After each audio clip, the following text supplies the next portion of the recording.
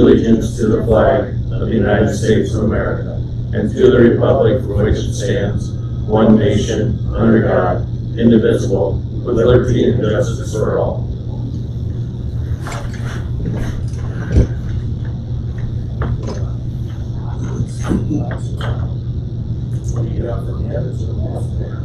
Oscar, I think I corrected a spelling or something. Tell me what it looked like. I printed your revised. Because I put the amounts in the police for ARPA, right? Yes, you did. I didn't even look at the first one, did you? I just know after I saw revised, I read it off. Yeah.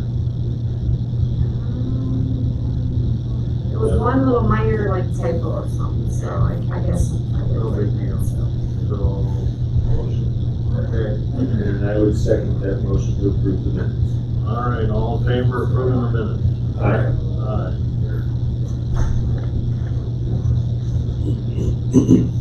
Oh, I know what it was now, sorry. I had the wrong time on the second or third and final reading for the ordinance. It had to be 9:30, March 4th. That's what it was. Got it when I was grading the notice to send the paper.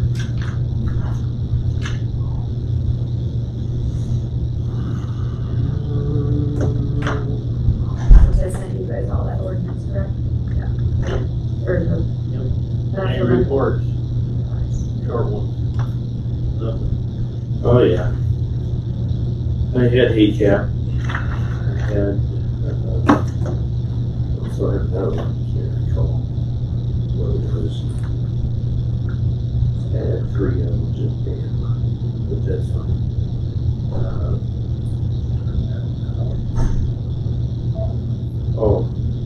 I was asked to set in on the ECOG workforce Zoom meeting. So that's good to do, I think. I was told they're still organizing, but I don't know. That's what. And so I sat in on it. They didn't have a quorum. So those were a couple of them that I had.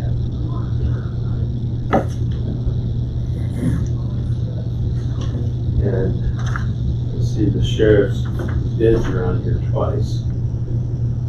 We've got number 3 and number 7. Oh, we didn't want to forget them, did we? Thank you. I think I did that, I moved it up to put a timed item since we had it for you. So we can Yeah, eliminate number 7. yeah, sorry about that. I think I did that one last week, so we didn't want to forget it, didn't we? I did at least. That was on me, that was all you. No, that wasn't you, but I'm probably listing them because it said in your notes. They were in lanes. We did. Yeah.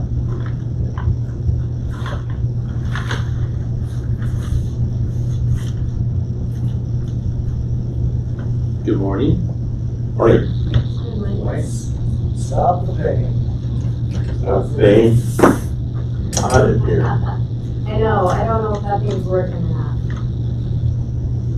Ron, we can look at that, so it wouldn't give me a temp. It's running. I had to turn it on auto fan, but it wouldn't keep on for. You can take this meeting out underneath the shade tree. I can almost open it is. Well, it's dark. I know, I couldn't get it to pop up. Are you properly licensed and trained and permit operations run? And not. He turned it off one time this winter and we got in here and it was a little cold. So no, he's not. Worked good for me. This will go in your employment record. Yep. Tried to freeze everybody. You know, it's so much everybody. Or tell me if they're right here.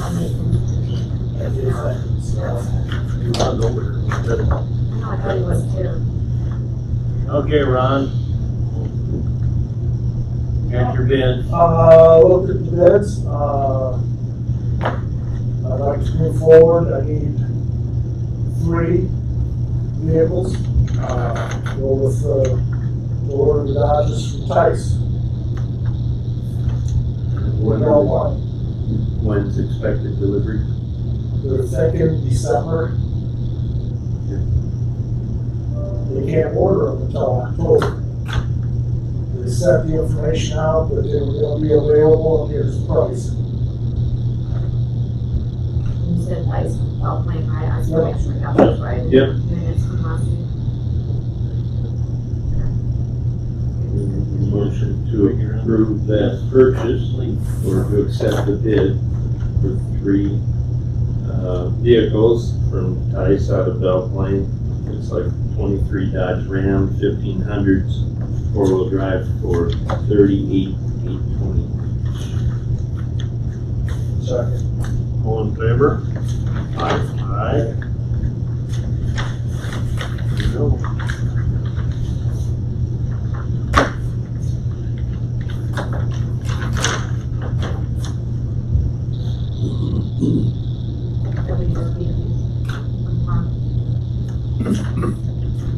You have to sign on that one, we were. Did you have any? I had anything on Thursday, but that was by Zoom, because they were in Monticello. But not much going on, it was all kind of quiet. So, yeah, it's sitting there, computer. Yeah, we don't have any.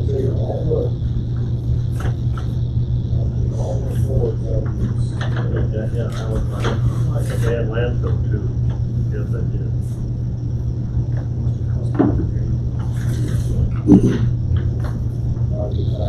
Oh, we had. Yes, I did. Had landfill too. You know when the landfill was started? We were trying to brainstorm, we had Forest Hills. I believe 7 years. No, when it originated. Oh, originally? Yeah, back when the county started it. When I was looking like in the classroom when we bought the ground. He was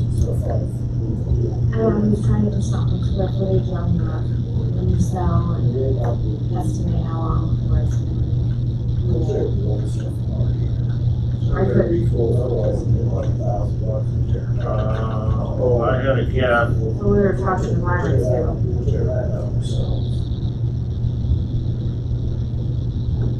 Between 77 and 80. So we cost 78. And I remember when I went down there, I had my first pickup. And I remember I was down there, we watched how Jerry slid the shop building, cut it off with chainsaws and put poles underneath it, and they drug it from where the landfill was, down around the corner and set it up. In the new spot? Yeah, And that's still the one there? no, it's gone now. But they drug that building down the road. One piece. I think you're right, probably was that. Well, that's kind of what we were trying to think, but we weren't 100%. Is there anything going on at the meeting? Landfill? Yeah, we're having, our scale gal took another job somewhere else for more money. So that's gonna be advertised for somebody new person to run the scale.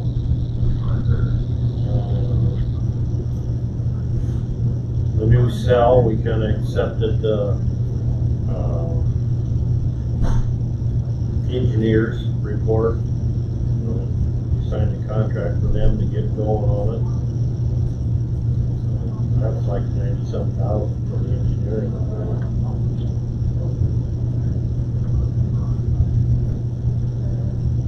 I guess that's about it.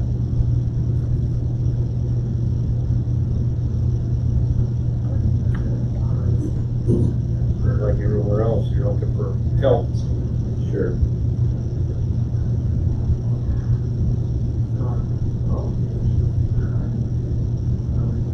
I don't buy. We're done with that one. I just, we're still. About 5 minutes to go.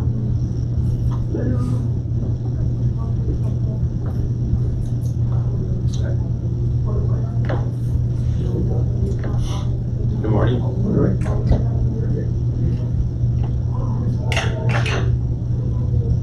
Thank you. Thank you.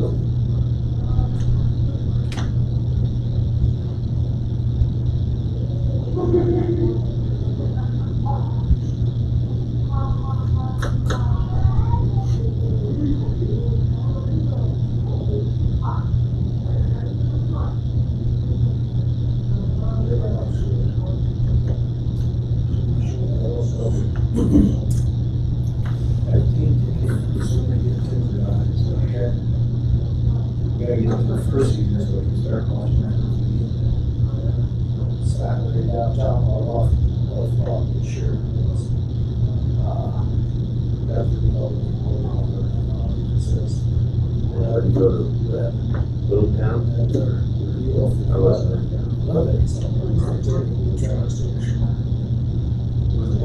Saturday,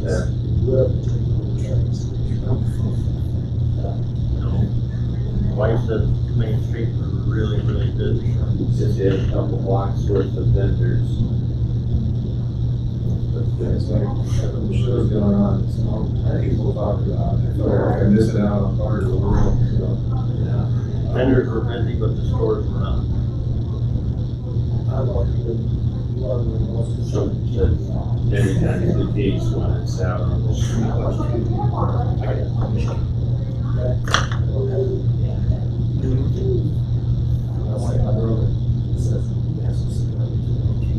I know I pulled up my ring alarm system, and I could see off in the distance, even during the rain, you know, it looked like lightning, but it was the fire alarm. I think that's what we were coming back to the yes, kept saying how fighting is going, fighting goes.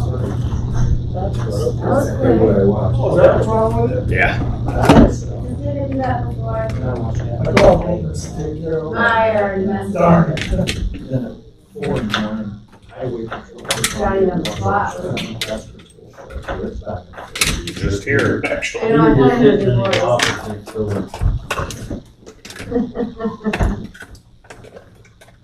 Yeah, we are. You need to That's send first that. thing they do, effect on- What's that? Because you were in the Comes on there, quick. Yeah, Rick heard it. It's like my happy place. What it was? We won I don't know, I don't even know what. 65, It just wasn't, I know it hadn't been right. 62. Worked for me. 70 for me.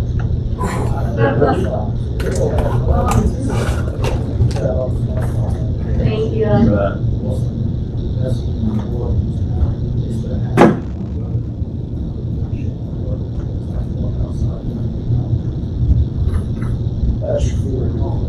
There was a pretty big meeting last night at Halo, solar field. Through there, and it was back. You didn't go to it, or did you, Rick? No, sir. No. Wonder what they decided. On the news, it was about a 50-50 crowd. So, yeah.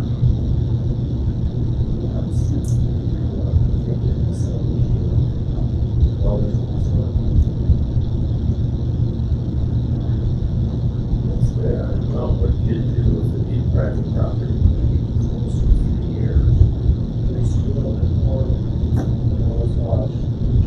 Really no different than any other person putting them up with the, they put them up in their dam on private property.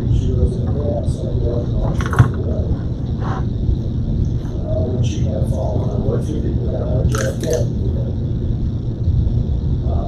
But you're taking farm ground out of there. Everybody else walking around here is not shaking. You either put them on the roof or they put them on the backside of the building, or they're not taking farm ground out, they're not shielding it. Yeah, even in their van, it was commercial property.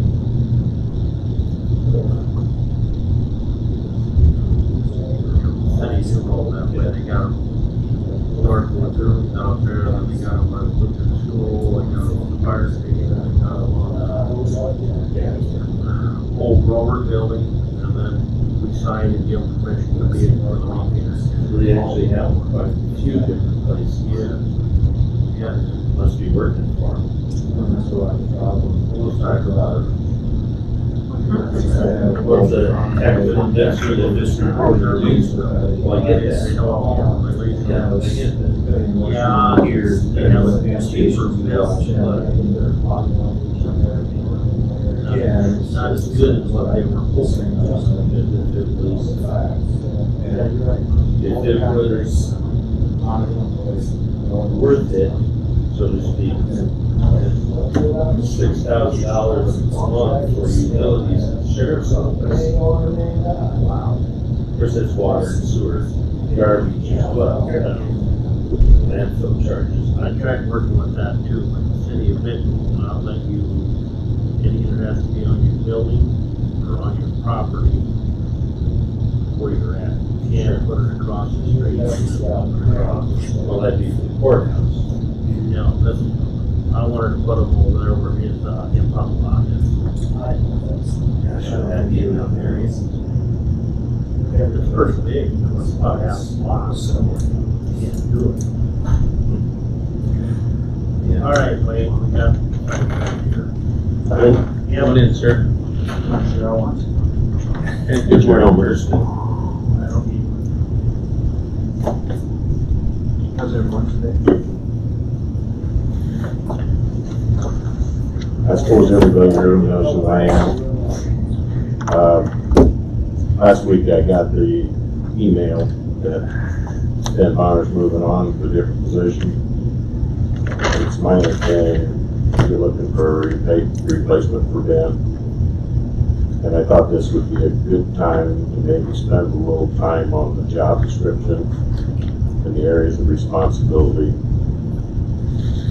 And I've had conversation with a couple of the supervisors, and I think it's fair to say that there is room for improvement in certain areas.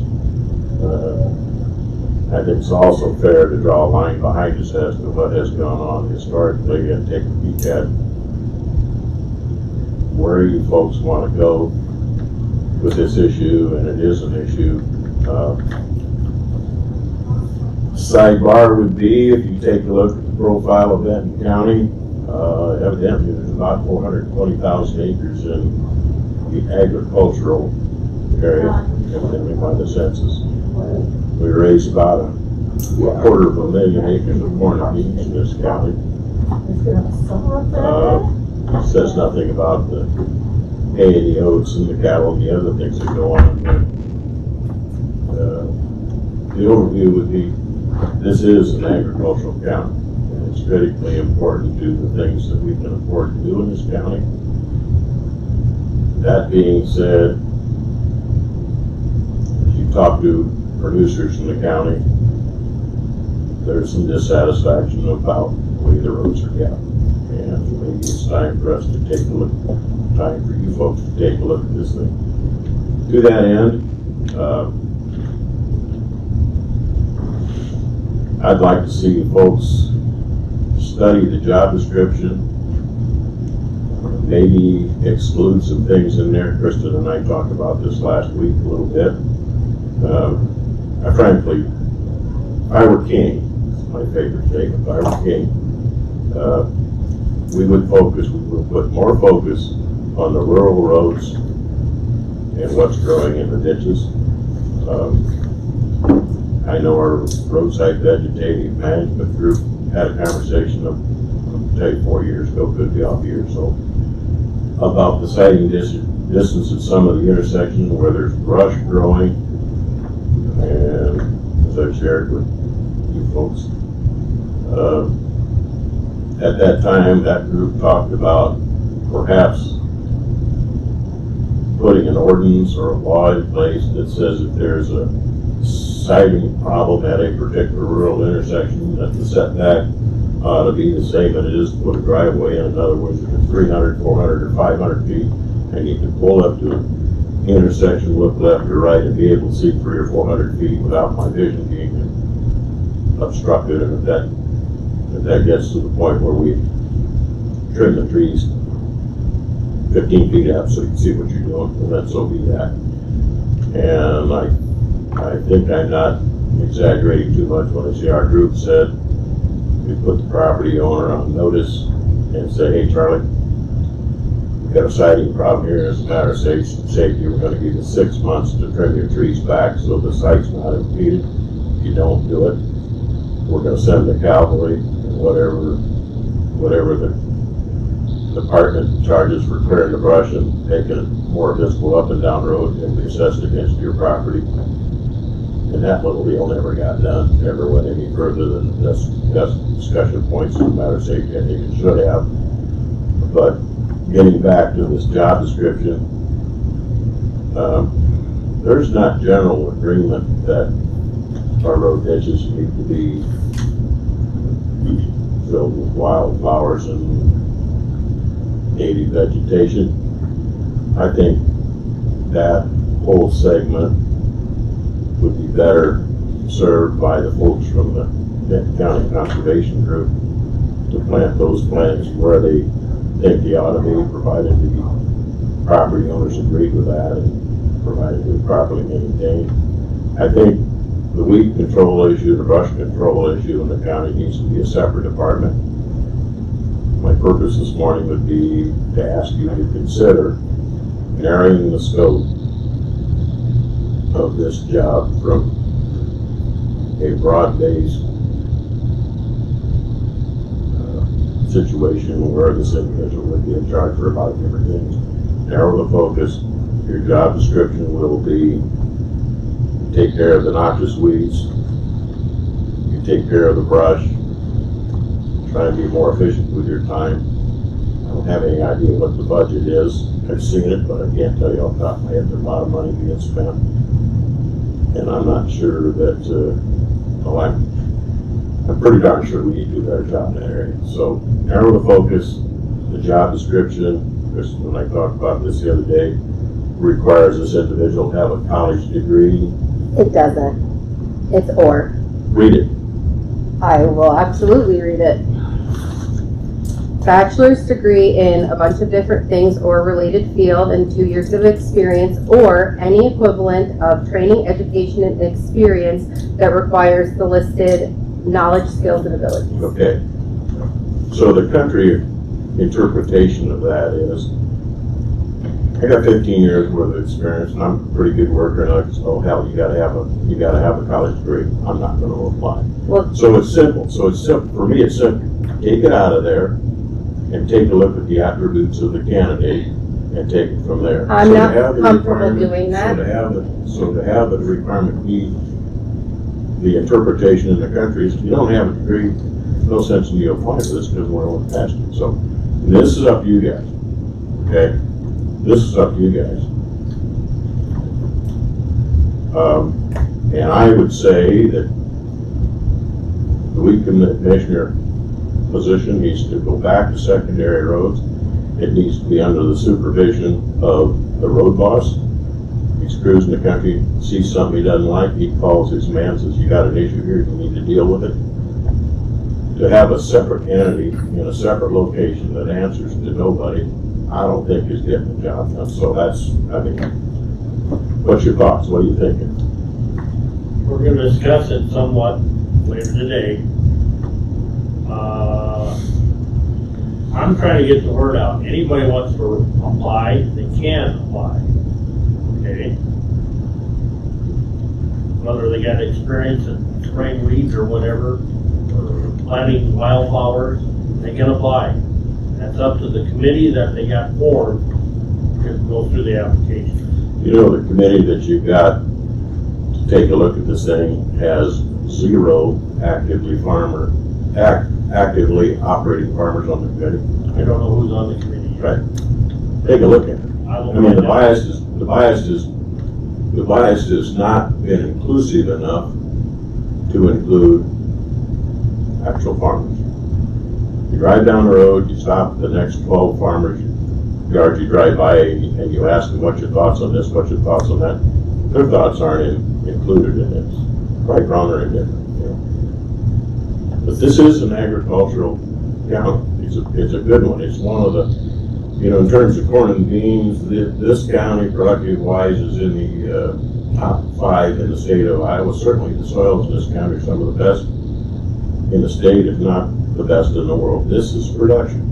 Okay, there's a place for other things.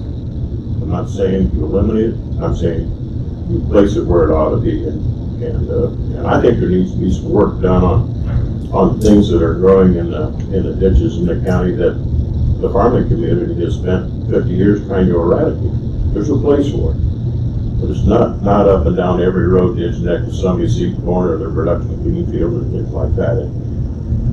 But you guys are the board of directors here. You guys need to set this thing. But what a nice opportunity, what a nice spot to pause this process for just a minute and take a look at your guidance, what you want done, and make the changes that you folks think are appropriate. We're not rushing in to hire anybody. We're not rushing into that. Good. But we're seeing what's out there. But, yeah. Has anyone ever figured out how many personnel it would take to control weeds and brush in this county? Because I've been here for almost 24 years, and this comes up all the time. I mean, is there a neighboring county that we think does it right? Because, years ago, that board, back in '99, was very dissatisfied with the production or the performance of the weed commissioner department. And what we found out about a year before that, we had a change in the county engineer, and that the current county engineer didn't give as much help to the weed commissioner as what Jerry Petermeyer did. And I don't know if anyone's ever figured out if that's improved through the years or not, but it seems like maybe we need to figure out just what it would take to get the job done. I hear Mr. Sila saying, there's an overall dissatisfaction, but I suspect that there's probably been an overall dissatisfaction for a quarter of a century now. I mean, what does it take to get the job done? We have 2 full-time people plus some temporary part-timers. And we have over 400 miles of roadway. Is that correct in the county? More than that. Well, we multiply it by 2, we just get 2 ditches. And we're expecting 2 full-time people to make this place picture perfect. I think we're asking a lot. It used to be that the maintenance department, secondary roads, their maintainer people in their slack time would go out and cut trees. I don't know how much that's being pushed anymore. The guy that operates Newhall still does that on his own. Okay, but there's more than just But I don't, Newhall. correct. There's a lot I of- can't speak for anybody else. There's a lot of pushback when it comes to, that's not my job, Yeah. you know. Tell Laredo though, we don't have near the trees like they do up north here, down around Blairstown, Gray Creek. They got a lot more trees, so that would be a lot more undertaking for that guy by himself. And you shouldn't have one person out cutting trees. Correct. If there's an accident, that looks like I think they rarely do that though, don't they, Rick? When they send the crew. I mean, you gotta, that I'm not sure. I'm not sure either, but There's really not much of a crew on secondary roads. It's my understanding that secondary road, the majority of the individuals who work in the maintainer sheds have a decent amount of time at the end of the day where they could work on these things or they could figure out a plan, but there's less than zero cooperation between secondary road and those people.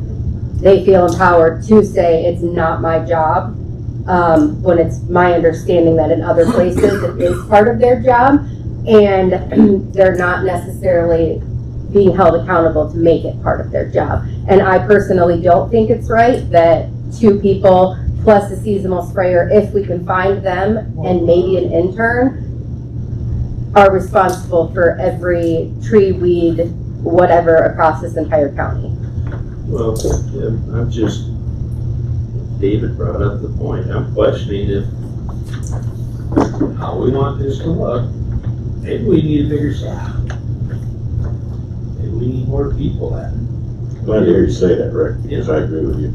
And I think Ben actually, in It's his gonna take more budget, money. had worked on making it so he could get another I position. know he was trying to. get Yeah, at least he a was third making his person. budget work to do that. He just, obviously didn't get it put through before he's going, but he did tell me he would walk me through what his plan was, if that was something, and how he planned to fund it with money he already had, if that was something we were interested Sure. in doing. And quite honestly, roadside vegetation or weed commission, et cetera, I think this, if you're gonna change departments or combine, I think it's more of a conservation issue, right? And I spoke with Shelby, and she thinks that it needs to stay standalone where it is, because of the fact that they're gonna spray and kill the weeds, but then they have to back plant and fill that in, or the weeds are gonna come back with a vengeance. I spoke with her at length about it yesterday.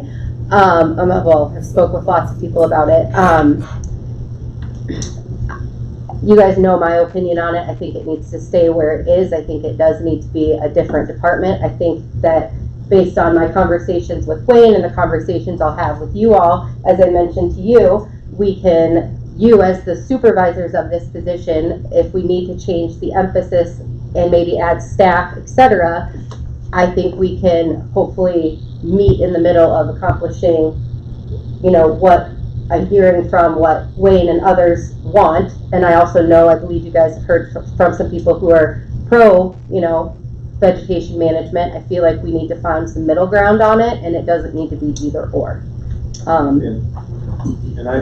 So I served on the roadside advisory board from when it was started.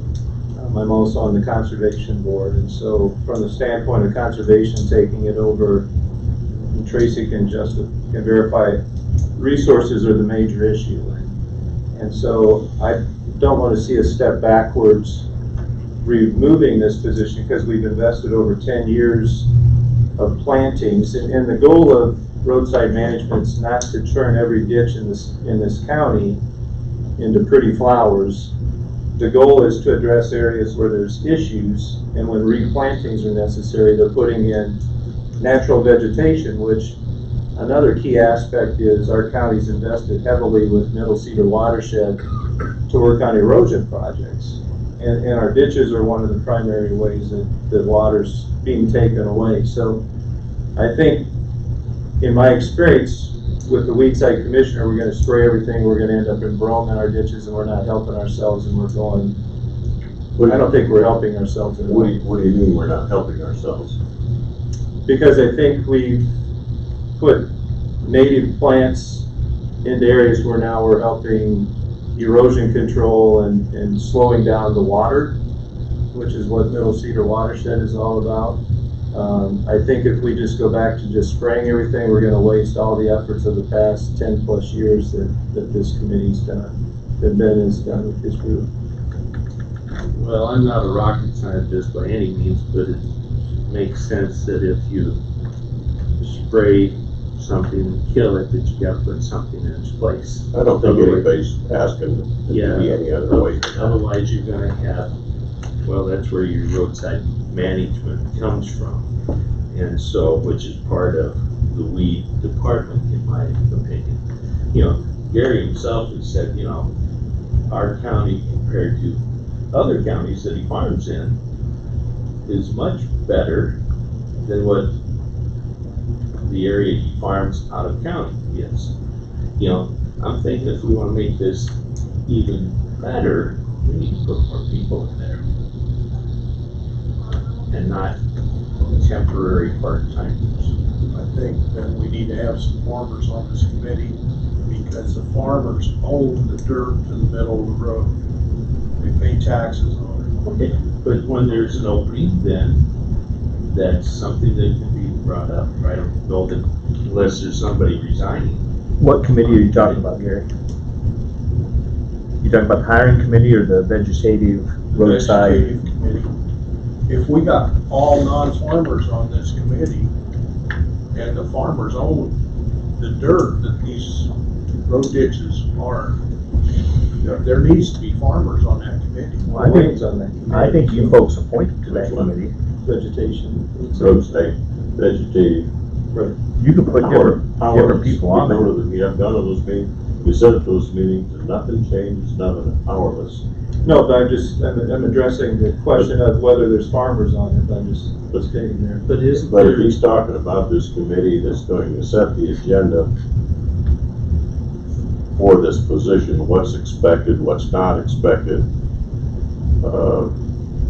I think it's essential that the people who will be directly affected by the decision be represented. And don't misunderstand me. I'm not totally opposed to the program of weeds and wildflowers, but I'm adamantly opposed to the things that aren't maintained after they put in. I can show you some of those places where the thistles are taken over. I can show you where the Jansen grass is coming back. I can show you where the horseweeds are coming back, and after they plant them, it's all natural. Well, we gotta leave it alone and let it happen. And that is not the image that I think this county's productive land base ought to present to the rest of the world. This county needs to be, let's put it this way. Do we have wildflowers and forbs on the courthouse lawn? Do you folks have them in your front yard? Are they out in front of this building? Then why in the hell do you want to do that on the road that I live on, so that it could be whatever the folks want So to this do? might be a crazy question, but we kill the weeds and you don't want flowers or, the things that are being planted, so what do you put there instead? Shelby, one of the gals who worked for Benton County Soil and Water Conservation District suggested that you can put things in, I'm going to screw this up, but you get the That's flavor of what I'm okay, saying. I get the idea. There are species of native grasses that don't get 8 feet tall and now become a snow fence will plug the roads. There are species that will tolerate the things that will kill the noxious weeds, but not the grasses, okay? So if you're gonna do grading work or change this or that or clean a ditch out or something, fine. If you don't wanna put it back to brome grass, which is a known, proven method of keeping the soil from erosion, then fine, take a peek at maybe, switchgrass or something like that. You see what I'm saying? Sure. But my worry is with thistles, it's with milkweeds, it's with giant ragweed and things that the ag community has worked for 50 years to get out of their way. Our business is agriculture. Our business is agriculture. And if there is a place, I don't know how many acres of publicly owned land there is in the county, but off the top of my head, we've got half a dozen different areas. Fine, plant them there, and if those who think, don't misunderstand what I'm saying. No, those who think that's a great thing to do, fine. Go buy yourself an 80 acres, get yourself a 300-foot buffer all the way around and plant it to whatever you want to plant, So right now, I believe we're getting our seed directly from the state, directly from the Iowa Roadside Management Program. So some of the issue is if we don't follow parts of those programs, then I have some numbers of the funding that we've received, the equipment that it's helped purchase, etc. If we don't follow some of what they say, and I'm not saying we can't find more of a middle ground on it, but there are things we have to do.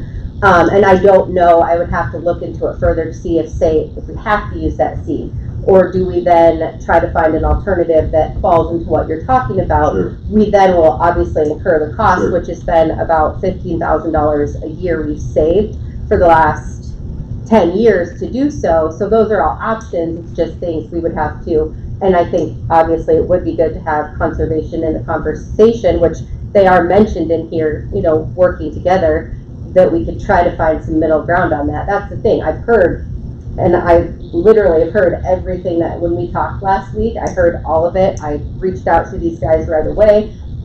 The job isn't done until the 9th.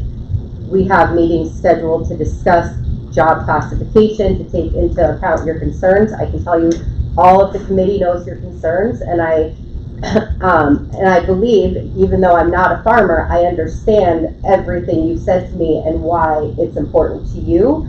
And I'm going to use that in my interviewing and assisting of interviewing of whomever does apply. That stuff is very much fresh in my mind. We have very obviously dueling perspectives, and a lot of what you said to me was, I think, can be mitigated with staffing, with some different directives from the board to the person who's running the position. I suggested, more frequent check-in. There's many things that I can do. I've only been here a year. There's many things I can do behind the scenes to help facilitate better communication and guidance between the board, who are the supervisors of this person, and the person who gets this job. Which board is the supervisor of this person? Right, that's correct. These Right. three. So, I've already, I talked with, I believe, at least two of the three about how we can facilitate conversations and things that we could maybe do to help not lose what we've done in 10 years, but also help with the weeds and trying to, if it's as simple as we use a different, seed mix that this person and maybe conservation come up with, we'll have to probably pay for it. But if that helps alleviate some of these concerns, I feel like there's steps we could take to sort of bridge the gap that we have on all of these sides. Well, there's primary noxious weeds, and they're not in this plan. We don't plant primary noxious weeds, No, and they're growing, sure. and they've been growing. And that's part of, I think, staffing and, I know they usually, like this year, I know they normally do 2 spray truck drivers, I believe. This year, we could only find one. I put it out there. People want $30, $40 an hour to do these things. So moving forward, whether it be through another person, whether we up our wages for our, temporary help, whatever, I feel like, again, Pollyanna, whatever, I feel like we can truly bridge the gap. And I've truly heard what you said to me last week. I've heard some other opinions about the vegetation management. These are also my bosses, and like I told you, I was out for my mom's 60th birthday party, but I have meetings scheduled with them to review the job description, to review what we're looking for based on, many opinions that we've heard. So we're on the same page. It's important to me that on the group that sets the ground rules for this position, that the agricultural interests of this county be significantly represented to tell you folks what they got in mind and what they expect. So you mean for hiring? Yep. Beyond what we've already talked about? Yep. And the guidelines and the things that they feel is important to be done in their front yards. Can I ask a couple questions? How far is the hiring process? It's just posted. Just I mean, they have usually when we do that, there's a date that applications are The accepted. 9th, through the end of the day of the 9th of September, so. Okay. No reason it can't be paused, is there? I don't see the reason to pause it when, as I mentioned before, we can modify this job description and the people who applied, we can tell them, hey, this is the job description, do you still want to move forward? And they'll either tell me yes or no. If all of them tell me no, then we're back to the drawing board anyways. But the minute that I talked to the board last Tuesday, I had it scheduled in the Benton Times, I have it on the conservation website, newsletters, everywhere, because that's how I roll. I don't think around with stuff. So I'm not comfortable pausing it. I'm 100% comfortable, and I feel, I'm working with them to work on how or if we're going to modify. I've got another question, and it may be a dumb question, but this roadside vegetative management resolution group, is there anything that's getting planted that you see as problematic?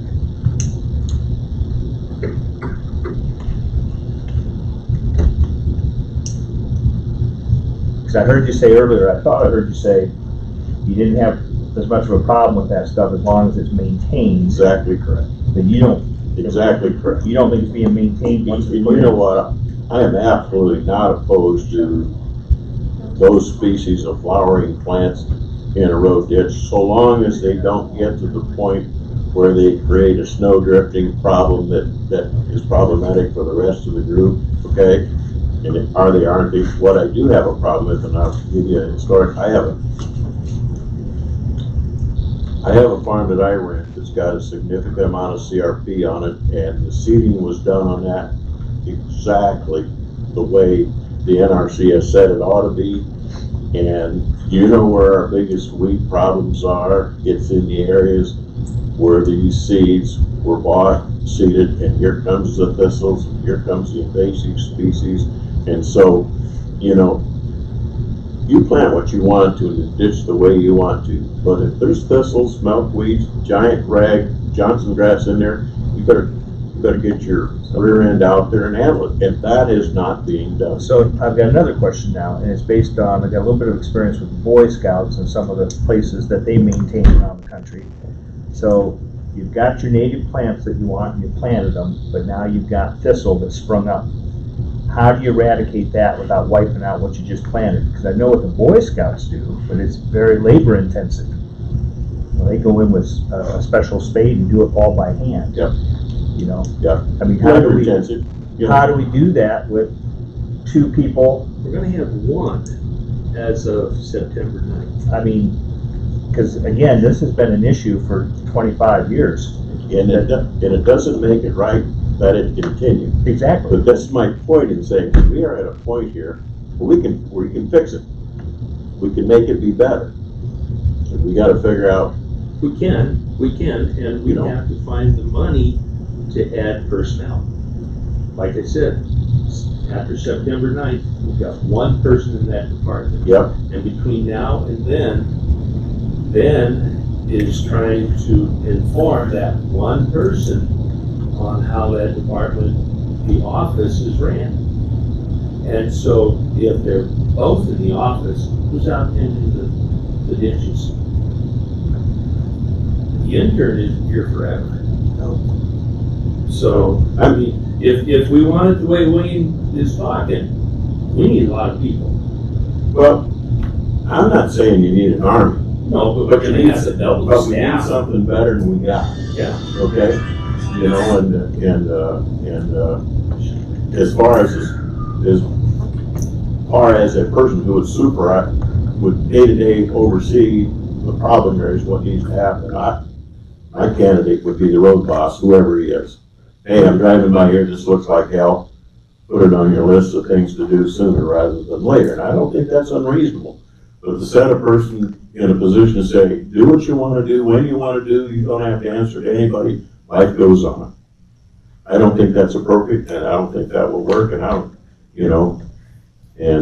what you really need is some workers to do this work. And we could spend the rest half this morning talking about how they use the equipment they got and how efficient is that. But there's areas there that there's a lot of improvements to be made. So what? Let's make it. You know, in everybody's business, you got something that doesn't suit you, you change it. We're gonna try to do it today, Wayne. Okay. We're gonna all 3 get together with Kirsten. I'm not the best farmer in the world. There's some weeds on my ground. But if in fact, there's a little strip along the road that's got more weeds in my field, and my sprayer spreads out into that road ditch from the field, you can have a 200-acre farm and it's clean, and the road ditch is a mess. But you could have a farmer X many miles away from you, and once it goes to seed, that seed can travel. Isn't that correct? Oh, yeah. Okay, so, I mean, no matter what we're doing, it's an uphill battle.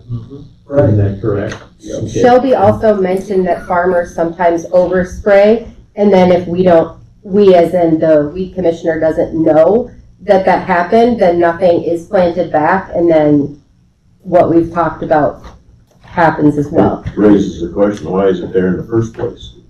I mean, I can tell you as a matter of fact, on the land that I farm, if there's weeds in the ditch, or thistles, or giant rag, or Johnson grass that are offensive to me, I could care less what you have planted there.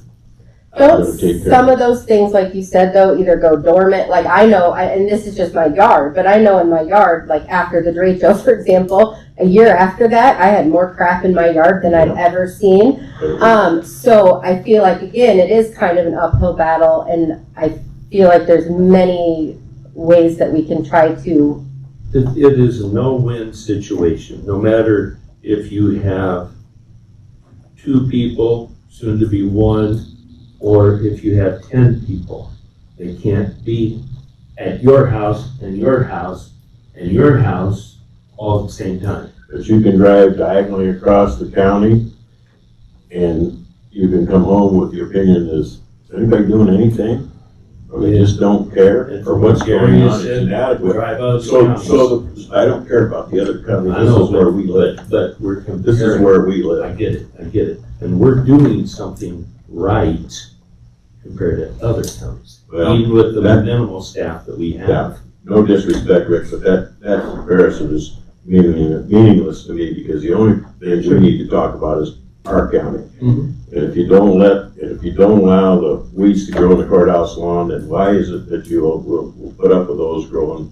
Well, it's a much smaller area of the courthouse lawn compared to the rest of the county. You know, you understand where I'm coming? I totally We get wanna it. fix this, we wanna fix this, okay, we wanna fix this, we wanna do this right.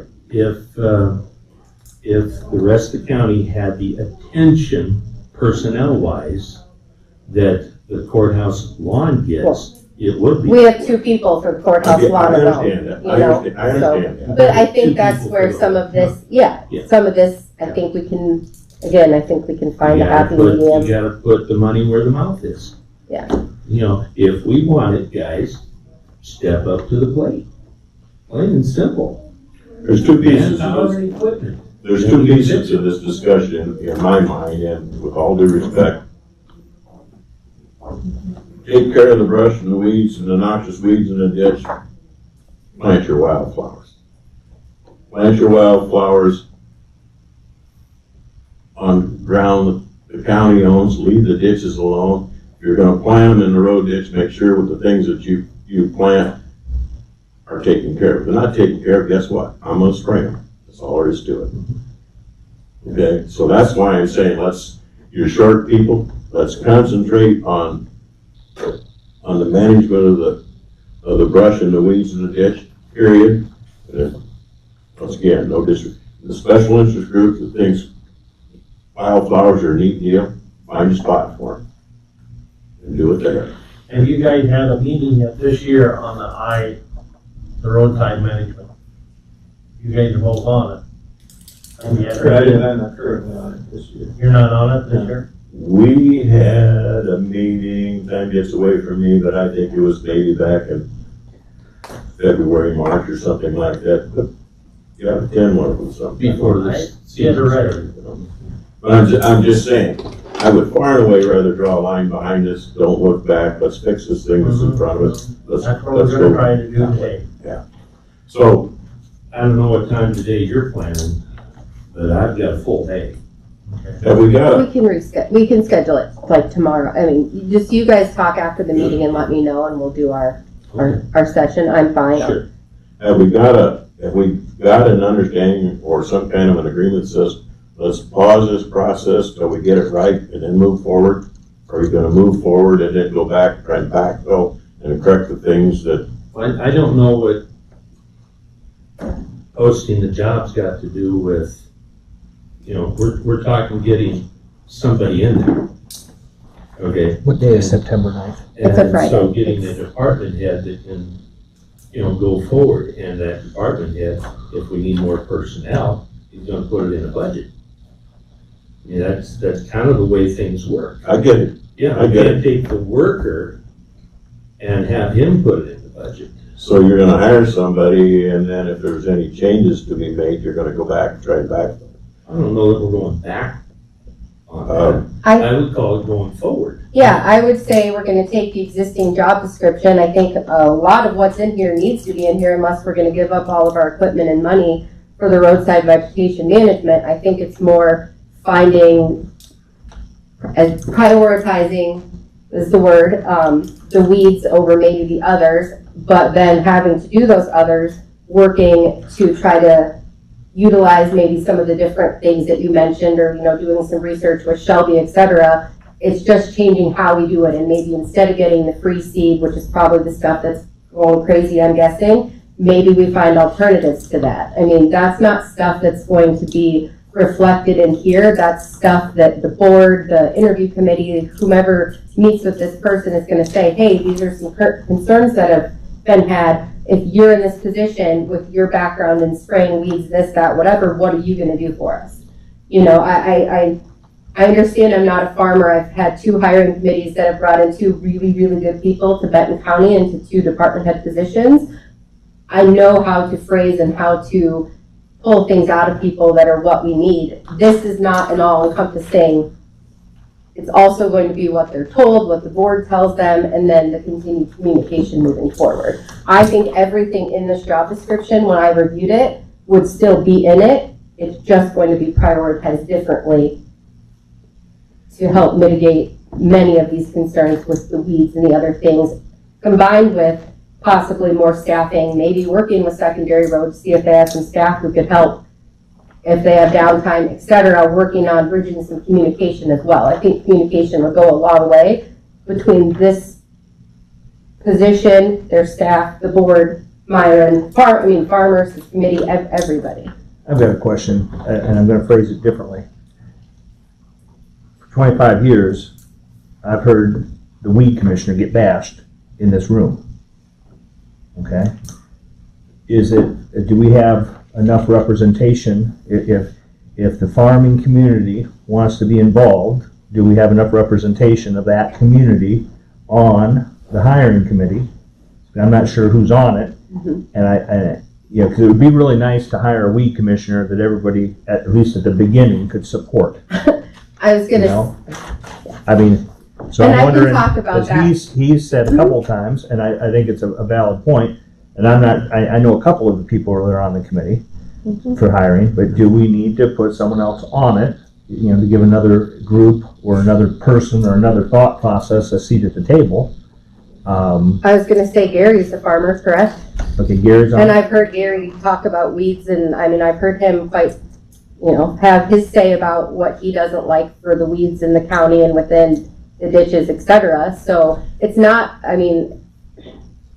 Who's on this hiring committee, I guess? so David, Shelby, Gary, myself, Jeff Ralston, and I think that's everybody. I didn't bring my list with me.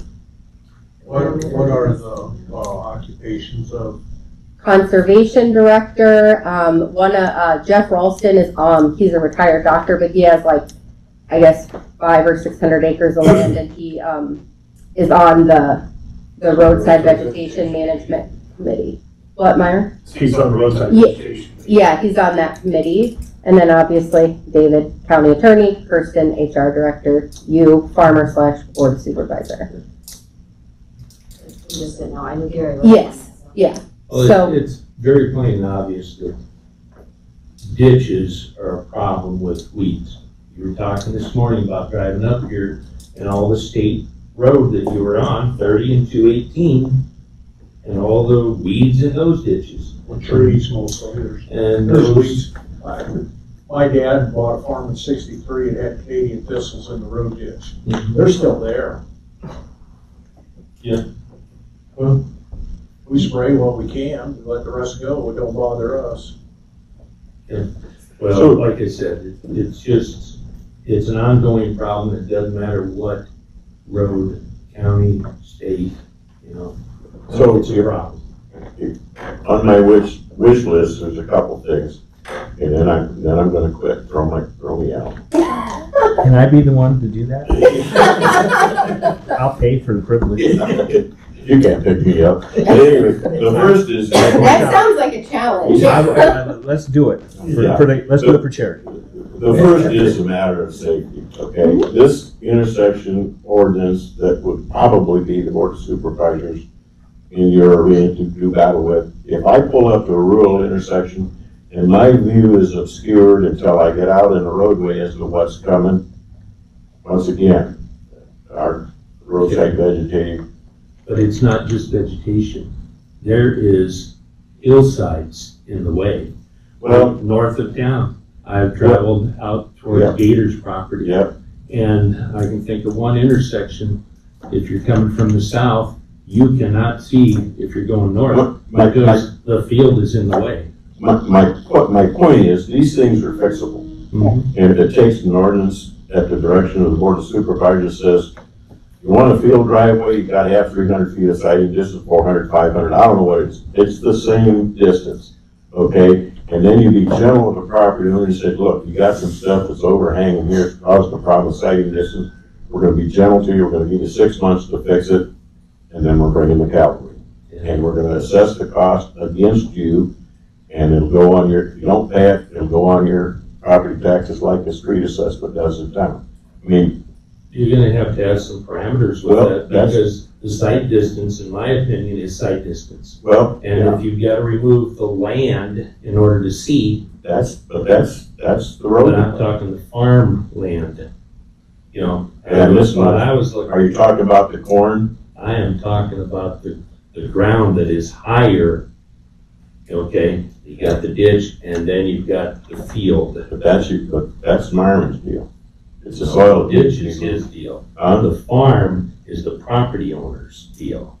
Is the property owner gonna take and hire an excavator to shave it down so he's got sight distance? You know, that's a big can of worms, is what I'm getting at. You know, I agree with you, sight distance. But isn't- Don't take it wrong. But isn't the area, I mean, I'm talking about the center of the road back 33 feet, generally speaking. You obviously probably ought to have a ditch in here. I wanna pull up the intersection and see what the hell's coming, so somebody doesn't end up dead because the limbs of your apple trees or whatever they are. If it's weeds or trees or something, but if it is property, I get it, then I'll be too crude, you guys do with that what you wanna do with that. Yeah. My focus would be in the brush and the trees and stuff like that. Yeah. Say, good, we're on the same page, a couple different sections to look at in that regard. Yeah. And then the final thing is, I've seen people try to serve two masters. In my experience, that is, they don't do a very good job of either one. My focus on this position or another position that you would greatly, your job is brush and weed management. That's it. You don't worry if the county grades the road or takes some dirt out of the ditch, whatever they put back in there for vegetation, that's their deal. And then whose job is it to make sure the thistles are sprayed? Well, that goes back to the weed manager. So you got weeds growing, take care of it. See what I'm saying? Yeah. But if you allow me the discretion to do this or do that, you know what I'm gonna do? I'm gonna do what I like to do best. And to hell with the other stuff, because you can't tell me what to do, and I ain't gonna do it, and I don't have to answer to you, and nothing happens. No progress is made. Follow where I'm coming from? So, I gotta shut up. Okay. Thanks for listening, Craig. Gary. Tracy. Is this the part where I get throw you out? What's the charity money? What's the money going to charity off this? Yeah. This bet? Would be a lot. Do it for the kids. Yeah, yeah. We're gonna try to iron this out Okay. this week, whenever we can work with Rick here, his schedule. So are you gonna pause this process or not? We're gonna still take applications. Okay. Never said we're making a decision on the application. Got it? I get it, but I do think, this idea, if you just please take the college education out of there, because there's some awful qualified individuals that don't have a college education who could come to work and do the job. I can tell you, as a matter of fact, if this takes a 4-year degree, they're not gonna hire me. If they watch this meeting, I stated it once, I'll state it again. They can apply. Equivalency language is a pretty common, Yep. it's a very, very, very, very common job Know where you're posting. coming from. I do, but it's a very common job posting technique so that we're not including or excluding any, I mean, if you think you have the criteria, apply. I can tell you I'm very liberal in, I review the applications. If I don't, if I have more questions, I follow up. We get to the meat and potatoes of what people have done to try to figure out where they're experienced. So What do you miss if you take it out? it depends on what we're doing, because some of it does, so, and again, in speaking with Shelby a little bit, and I've talked with Ben and some other people, some of the conservation for the land vegetative management does matter, because you do need to know, like, what is a weed, what is not a weed, there's just certain aspects, and along with this position, there's some budget management, there's people management, there's a whole lot of things. Not one thing is gonna take precedent over another. We're gonna look at the overall picture. Nobody is going to be excluded for not having a degree if they have experience. That's, I mean, I'm sorry, this is very, very, very, very, very common, if not pretty much always hiring practice to have equivalency language. So the board can tell me differently later when we talk tomorrow or the next day or whenever we're gonna chat. For now, I'm gonna leave it as is. I can go onto our website and make sure I specify. I can even add a note. I can't change like what's in the Benton today, etc. But on, for example, on our webpage, I can add a disclaimer, you know, please notice the equivalency language, college degree is not required. I mean, I can. It's easier just to take it out, isn't it? But I you can- won't do it. So, and you won't do it even if these guys say don't do it? If they tell me to take it out, I'll take it out. I answer to these three and we have very It's in good the conversations. paper already. So what? Put another ad in the paper. There's nothing wrong with the way it is because it says bachelor's degree or related field and at least 2 years of related work experience or any equivalent of training, education, and experience that provides the required knowledge, skills, and abilities. I don't know how much else you can really say it. I mean, if you have a PhD in it and you want to go out and spray weeds, great, come aboard. You'll be willing to accept the pay. So, yeah. What will you pay this director? What's the current salary? 58. What's the median salary of the person that's employed by secondary roads? Half and above, half and below. We're talking a department head, is what we're talking here. Okay, that's what we're talking. You know, so it's what does Myron get paid? What does, you know, the sheriff get paid? What does Haley get paid? They're all department heads. You know, Well, so elected official person. What is Myron's the average not- salary on the secondary roads? I think as of July 1st, it's, what, around $25 an hour, so 50,000 plus annually. It's not peanuts. It's pretty good wages plus overtime for those workers. 52 to 55,000, probably what secondary roads employees would be making in July fiscal year. I'm just curious. I don't have a problem paying a good man good money for good work. Good person, good money for Thank good you. work. You know, I really don't. And that's all stuff to take into account depending on who applies and the experience that they bring. So, and sometimes we do have to pay more to snag them from wherever they are, so. My father-in-law had an 8th grade education, so did my father, but you know, he knew what a lead was.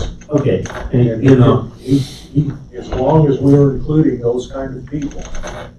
We're including everybody who's got experience, who has interest in basically getting ripped on by two very opposing sides of a coin. I mean, I think people management communication is going to be a huge thing that we're looking for to help bridge the gap between all of the parties involved in this. Could you add that on the county website? That would be easy. Yes, yeah, absolutely, yep. And I have it on Indeed and some other places I can add the caveat as well. I don't really want to pay another, The paper was already printed, it'll Yeah. be going to the press if it's next not week already. again. You And can't she can stop it. change her online job for me too, Okay. with the And bulletin. and for what it's worth too, that Benton's not the only roadside management county. There's well over half the counties in our state have roadside management programs. So if it really comes down to a lot of questions, maybe researching with some of the similar rural type of counties on what they do with their programs. Because I think I agree with Wayne, we've got to manage weeds, but it sounds like it's a manpower issue more so than it is who's leading that. Maybe a manpower slash what seeds we're using seem to be Right. two of the biggest. And so I just think the solutions here is just. And there's actually a couple postings right now, for similar jobs in smaller counties. Yeah, And we may not be paying enough for our sprayer operators if we're not getting them. The problem with that is then we have permanent full-time employees making significantly less than the people that we're bringing, there's this fine line we have to walk because it's can be damaging to the people who are full-time employees. So, but yes, I agree, we probably will have to make a change next year. What do they do in the winter? Supposed to cut trees. Well, our part-time people, they operate a sprayer in the summertime, in the wintertime, they go do whatever. They're no longer Yeah, but employed. the full-time people, correct me if I'm wrong, if they can run a truck with a plow in the front of it, I mean, if you got your regular guys working 15 hours a day, it's probably a little drama there. Wouldn't it be nice if you could have a guy that works for the weed commissioner, that's what you do, off-season? Well, don't you want them to cut the trees and I was brushes gonna out? say, now When we're, it snows this deep, Rick, You know, when the conditions are right. when it's too deep, obviously, that's when they're doing their office work and applying for Okay. grants. All right, fine, but they would be available, they would or would not be available for other work that the county needs done. You know, I think if we have a deputy that is not doing anything that day, he could get into a truck as well. You know, I think- that's the I same think- scenario. I think you're missing my point. I am not missing the point, because that's what happened before. Ben would jump in a truck. Ben came back, and that was a stipulation. If I get into a plow truck, I get paid extra. well, they're exempt right now, so he doesn't get paid for over 40 hours. So, you know, that's kind of what it was. I think, so I don't mean to interrupt, but I feel like we've sort of beat this into the ground. I think it's time to move forward. You guys discuss among yourselves after the meeting. Thursday, I have We can't. no, to schedule the 21.9, a date. A date. A date, A date, yes. yes. We're gonna Okay, discuss thank you. job classification and some other things under 21.9. I need you guys to just tell me a day/time. Thursday, I have an appointment, but tomorrow or Friday, I'm here all day. So, okay, Thank you. We'll let you know. thank you. Thanks, Kirsten. Thank you. Oh, God, that's over. We good, Wayne, for now? Yeah. We good for now? Thank you. Show me the baby. Okay. Myron.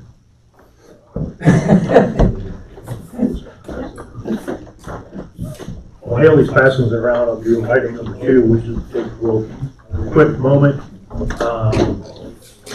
Maintainer operator out of Norway, Mike Myers, has chosen a retirement date. His last day working for Benton County will be October 7th. And so I just wanted to submit that official date for you to accept, and we'll move forward at filling that position in here immediately, so that we have an operator in place before winter starts this winter, hopefully later than sooner, but You gonna have to advertise, or? we advertise for all positions regardless. Even if somebody internally has an interest in it, we advertise for all positions, whatever there is a vacancy. How about, wouldn't it be better if we say retirement instead of resignation? That's what he's doing, right? Yeah, I take retirement as a retirement age somewhat. Yeah. Harry, you, that's fine, okay. Rick, Yes. all in favor? Aye. Aye on that one. Okay, the bid.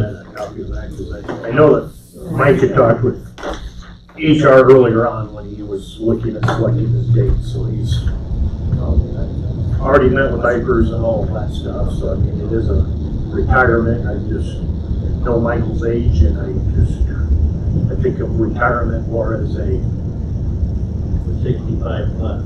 yes, I guess that would be, I'll answer that question, yes, Tracy, and Michael's not in that category.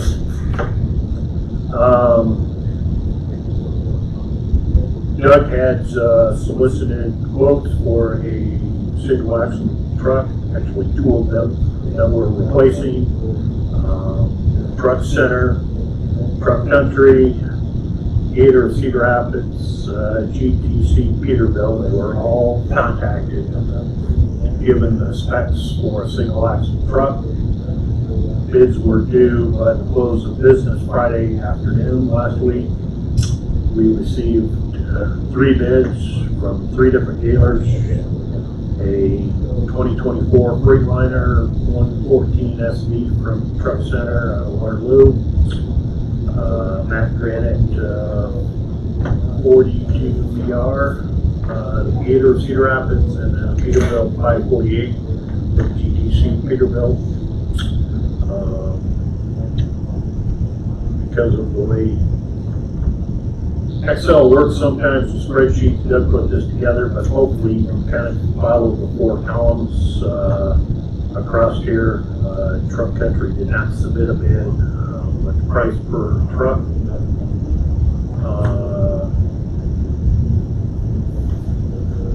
for the bids were put together for the truck dealer to give us a price for the truck and to deliver it to Henderson, Manchester, to mount the truck body. We already had the truck body selected from Henderson, put a truck mount on it. We are going to reuse the 1-foot plows that we have for these trucks, as well as the tailgate changers that we have for our existing both plows and the changers are still in satisfactory condition. That they were not corroded to the point where they really made sense to need to replace them. And so we have truck bid that included the cost of Henderson cost, which you'll see there was a second item that's static across on all 3, and then the total cost times 2 for all 3 trucks. Freightliner, $329,892 for the 2 trucks. Mack trucks, $391,892, and then Peterbilt trucks, $397,532. So, submit those quotes for you to accept. Based on the price, based on our knowledge of trucks, we've got Freightliner and Mack both in our fleet. For the difference in price, I suggest we go with the Freightliner trucks.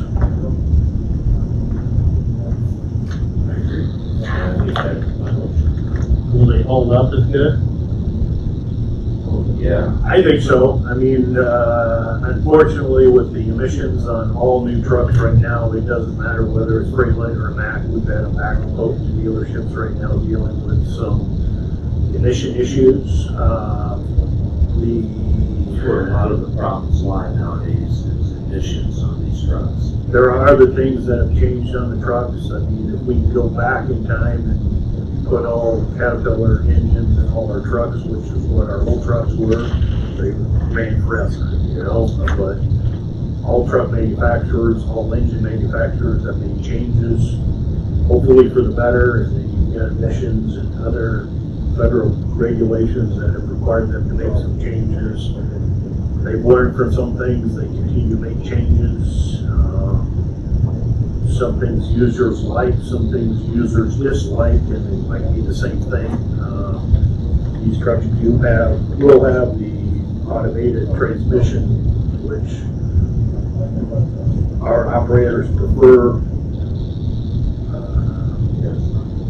But Mack has the Freightliners that we currently have, but this, I believe if I understood Doug correctly, this Allison transmission that's in the Freightliner truck is different than the transmission we have in the current Freightliner trucks. And so hopefully that will be better.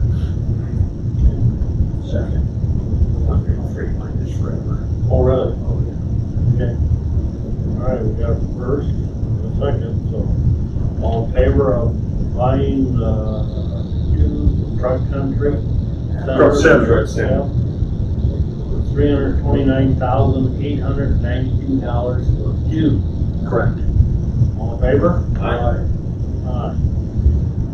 They happen to have slots in their allotment for trucks that they can order. They feel they could get that delivered right about the end of fiscal year 23, beginning of fiscal year 24. So these are fiscal year 24 anticipated expenditures.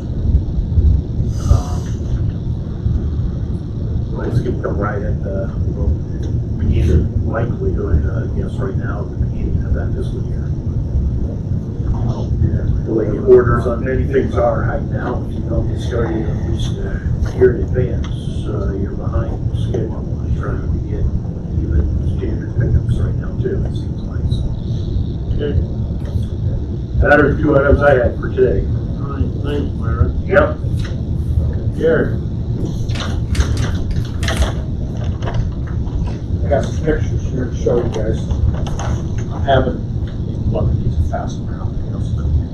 Issues with the way they're mowing the road ditch out there. This is the second time this year this has come up. The first time I went out and filled in trucks myself. You look at that first picture, you can see where they're coming from the east with the mower, and they have it raised up, I'm guessing 4 to 6 inches off the ground, because I think the mower's minimum height specifications looks like it's 2 inches minimum they can mow with them. But as soon as he gets to my property line, where I already mowed that road ditch, he drops it down into the dirt. And that continues in the next 8 pictures, I think, for a quarter of a mile along all my property, tearing out dirt, cutting ruts. And then I think it's the 9th picture. I think it's the 9th one, where, well, the 10th picture is, he gets to the next property and raises the mower back up to the 4 to 6 inch height and continues on. And the 11th picture is across the road from my house. He mowed it there without digging it there. And I want to know what the purpose of this is. I'm getting tired of it, and I've got, I think, 7 other pictures of property out on that road where people mow up to the road just like I do. There's no damage in their lawn. Why is it in mine? You know, this looks like it's targeted, it looks like it's intentional, and I'm sick and tired. So along with the gravel getting plowed in the ditch in the wintertime, this started 2 years ago. I've been there for 30 years, haven't had these issues until 2 years ago. I don't know what's changed, but I'm sick of it. There's no reason for them to come in there and destroy my property. Do you think he is lowering the deck, or is it a high spot that There's no high spots there. It's obvious he lowered the mower. The way that's ground up. Wasn't there come in here, you know, to hear the complaint, so. I heard of the complaint yesterday morning. I understand the maintenance superintendent went out last week, looked at it, did not see anything different there than anywhere else. Look at the pictures. I understand you had a little inappropriate attitude towards Okay, the now actual wait a minute. mower Wait a on minute. Friday. Before you make any accusations like that. Well, actually, we're just gonna do this. We're gonna have a professional meeting, so. My mistake. So, no. Oh, So, you said that we have, wrongly. we have a citizen here that has a complaint, and, normally I would have asked, but I didn't. Did you get a chance to talk over your complaint with Myron before coming in? No, I didn't. Okay, because It's same issues. usually I went out there. it's preferable that, you know, the department head is Myron Parizek. You know, you usually want that stuff to start with him, because the board is not to micromanage the county engineer. But you're here, so you're here now, so that's okay. fine. And I went out to the office and tried to talk to somebody. I waited 2 days, no response. Okay. But what we really want to make sure is we're gonna have a civil discussion. And that's right. And before they make accusations, I want to let you know I recorded everything I said to him. So. Well, I'm gonna rephrase things. Okay, if you're gonna make accusations, you better be careful. No accusations, Gary. I was gone for the latter part of last week. I was out of town for a conference, and then I was out of town for a funeral. So I learned about the concern yesterday morning. I drove the paved route last night going east, this morning coming west. Looking at the surface roadway, I didn't see anything different on how we would mow from the whole side of the road. I have not seen your pictures yet, so I would like to look at those here. And if it's a concern that is over the edge of the shoulder, over the surface shoulder rock, on the floor slope, I did not physically look at that in my recent travels and would gladly return to the area and look at things. But what I've seen from my perspective, from a shoulder mowing standpoint, it looked to me like we were mowing the pavement from Benton all the way east to the Oak Grove Church and back, the same on both the north and the south side of the road in my travels yesterday afternoon on the way home from work and this morning on my way to work. That being what you see driving down the road. Now, if the concern is the second pass that we tend to make with the mower, and we dip the mower over the edge and mow a path on the floor slope, I'm not looking at that as well from the driver's seat because of the slope of the road there, as well as a number of county roads in Benton area. And there's no reason for the mower to even be down there. I mow all that. With a finish mower, he's not using a finish mower. Outside of mailboxes, like I say, when they start mowing, they put the mower down and they usually just travel at that speed all the way down the road. And then we'll go around mailboxes and return the mower back to the ground. If you have a landowner who's mowing appropriately, is there a reason for the maintainer operator to then mow that ditch? I mean, is it a hardship for him to, lift up, the mower and just bypass that ditch?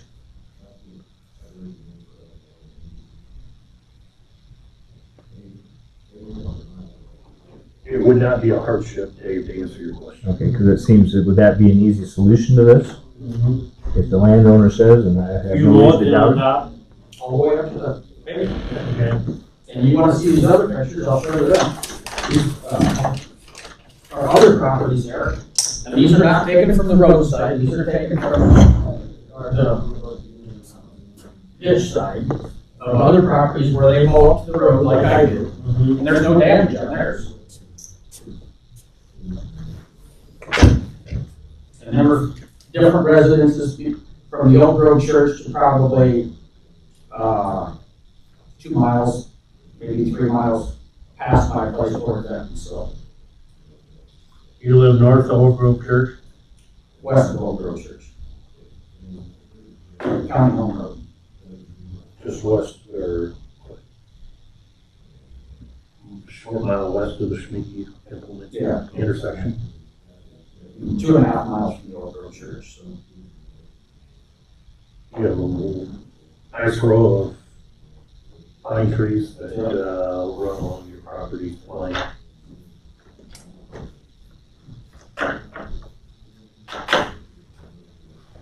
You don't mow up on the shoulder though, it's not that you.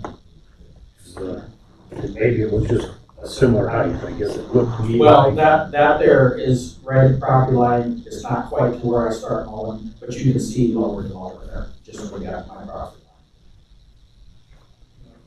Just looking at the shoulder grass last night line. and this morning, it looked to be all the same height. Yeah, so when I'm on my side, I see all that.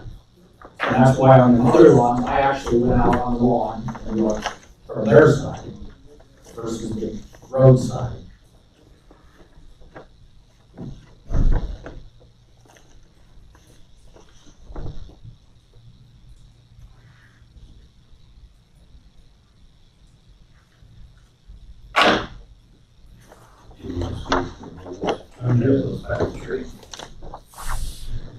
Just a simple way to solve the problem is the county attorney mentioned those more. I don't know what the purpose of having the mower down there is, and what's the purpose of lowering it? Rick, can I see those for a quick second, please? These are not the ones that he was talking about, though. Jerry's got the ones on his property. The mowers have skids on them that prevent them from mowing too deep, and I thought they had some type of setting on that, but that skid just kind of rides the road surface. I don't know that that's a hydraulically forced action. Now, I could be wrong because I'm not the expert on how all of those operate, but I thought that mower worked similar to what they call a float setting on a motor trailer, and that it kind of moves with the ground. When you run into soft areas and other things like that, it's not, does not prevent 100% of times where you can gouge side or greater moldboard, but I don't know exactly how our mowers function on that outside skid. I know that one of the skids on the mower needed to be replaced because it had been badly worn, that I heard just last week. That's this mower that, or a different one, I couldn't tell you for sure, but I know all three mower techs have had some pretty heavy wear on those skid plates that need to be replaced. They're gonna wear faster because of the rock along the side of the road. It's not like out in the field where it's just dirt, the grass is right over the top. If there's rock there, it'll wear them a lot faster. I guess that's what will come up with, Jerry, if that's all right with you. Just They make sure can that, not fix what they tore up.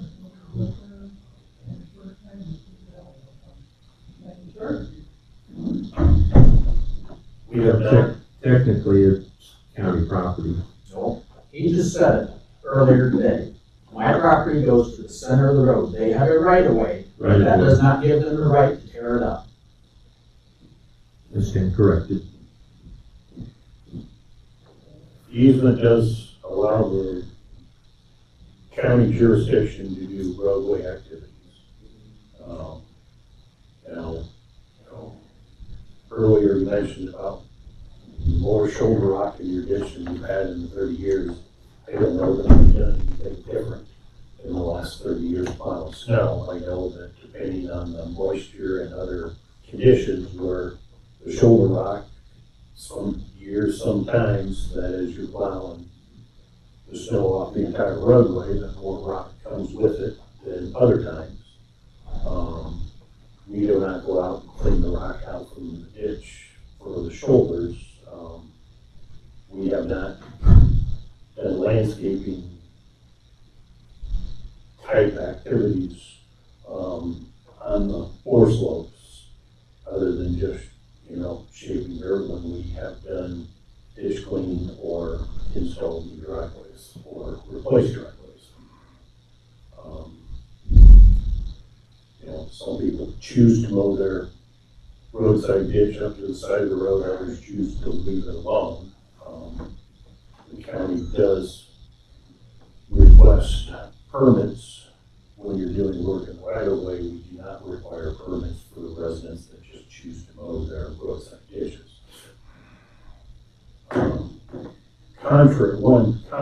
One incorrect statement that Gary had made earlier this morning. When the road is an easement, the property owner does own to the center line of the road, and wherever the property line is. There are a few cases in the county where it's not the center of the road. In this case, it is. The property owner does not pay any property tax on that easement. The property tax is figured minus the area that the easement takes up. That's good to know. A lot of times, if you look at your tax statement, or at least your property deed, it will say this much ground, excluding this much easement, and that net is what the property tax is figured on. I looked at mine this morning, I don't see that statement on there anymore. Maybe it's not on the tax statement, it would be on the acquisition paperwork. was gonna say, I think it's actually listed on the Beacon site, or they usually. That's where Down I'm at, below. I didn't see it, but I was Okay. looking for that here, so. I know when we purchased right away, that's how it's always been drawn up, is that you figure what the easement area is, you figure out what the, and then that is deducted from the property owner for property tax evaluations. But I will instruct the maintenance superintendent and the guy doing mowing that we will no longer mow the roadside, from the east end of your property to the west end of the property. The east end is very near that, S-curve sign. About where you put I'll post that into the, yes. yeah. very close, I mean, the tree line. It's obvious where it is, it's already mowed. So, And then, is your driveway the left end, or do you know? Cannon was mine. Dan Cannon was where it was. Okay. I know there's two driveways, or there's another driveway, just, the list of yours is real close, it's just, yeah, I was just gonna say, you're paved earlier this summer.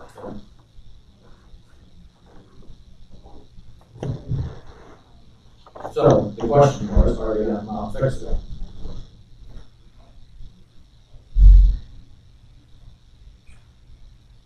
What would the repair entail if someone was going to fix it?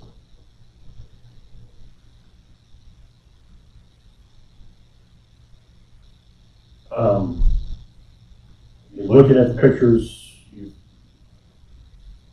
if some topsoil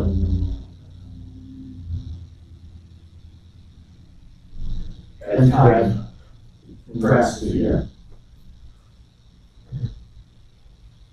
There's still gotta be there, right? Yeah, some of that can be pushed back in. Well, I think. What do you want done? That'd be the question. Actually, what I want it to stop. Okay, he's already said that. Okay, this looks real intentional, you know. Why is that hard? I will I find investigate that. I find it Well, hard let to me- believe, but let me it say is this. no longer gonna happen. It So- sounds like an agreement has been reached. Right? We're gonna let you mow it. Let me mow it. Yeah, he's gonna stop. Yeah, I'm not trying to pick words and start a fight. Okay, now But I secondary roads is gonna back off and they're not gonna mow it any longer, and you've said you will. back up a minute. You said you're gonna let me mow it. Is that, I've been mowing it for 30 years. I'm Now not, you're gonna let me mow it? I'm not trying to understand start a that fight. I'm trying to wrap this up. I don't understand that statement. I'm trying to wrap this up and actually help you, man. Okay? No, that statement doesn't help me. Well, then I'm sorry. I'm sorry. The county's sorry. What would it take to make it better? We've already said that the secondary roads is going to stop mowing it. What else is it gonna take? Well, it'd be nice if they come out and fix it, so I don't have to spend the day doing it. So, Well, they that's don't up, pay me to do it. that's up to either the county engineer or the board to tell them to do that.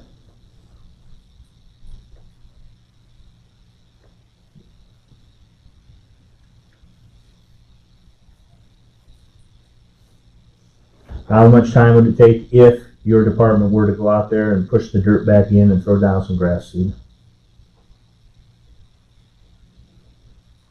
Part of the day, you know, Is that something we can do to help this citizen out, or is it too much to ask?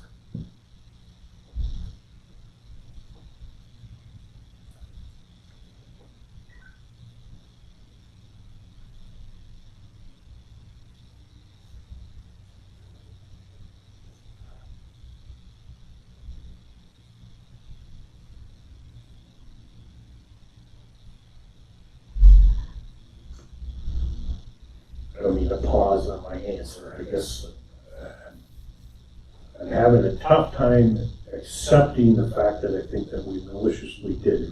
If I knew that for whatever reason may have been the case, I would strongly answer that question in favor of the property owner. I don't have that feeling, so I'm having a difficult time answering that question. Well, let's take that out of the equation. We have a property owner here that says is this something that secondary roads can come out and put a little bit of time into? Is that unacceptable?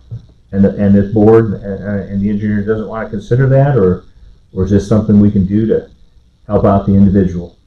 It doesn't look like it would take much time. And if I may jump in here, you guys aren't talking, and you're out in the country. How much damage happens to the road ditches, not just his place, but throughout the county when they drop a blade? Are we gonna go back and patch every spot? I mean, this really, no offense, Jerry, and I understand why you're angry, but, we either want these people to work and do their job, and their job is to mow and or clean the roadways.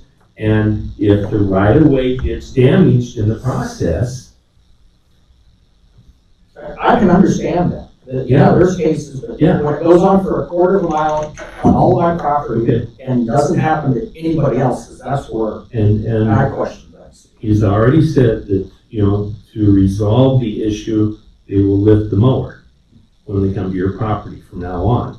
You want them to lift the blade also? Well, they can raise it up a little bit. I think that would be a mistake. Why?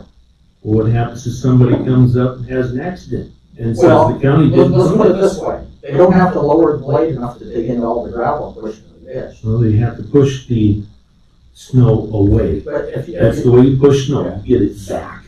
So that the next snow, it's I understand. building, But it just, so. it's just kind of strange that this started 2 years ago and it hasn't happened Okay. for the previous.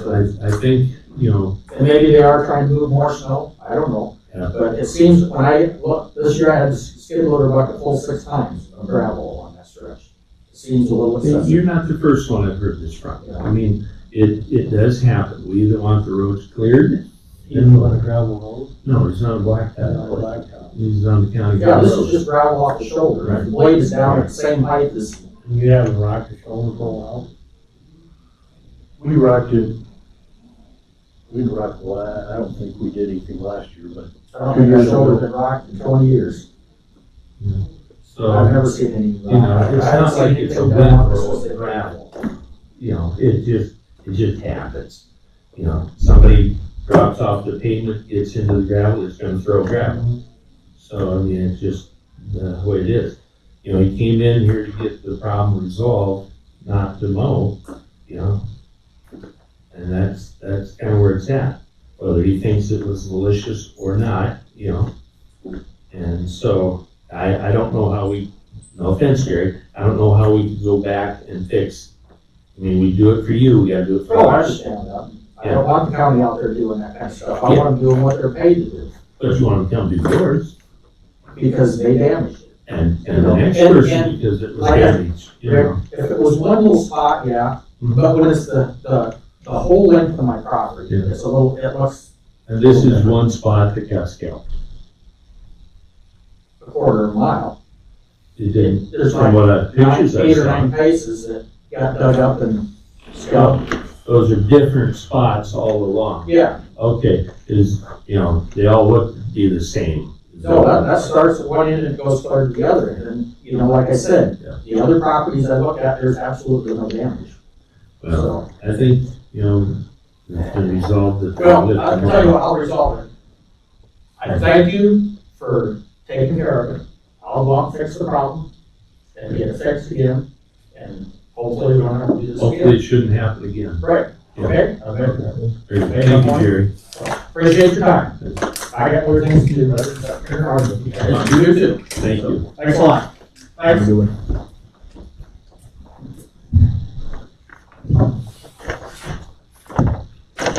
It's 10 o'clock, isn't it?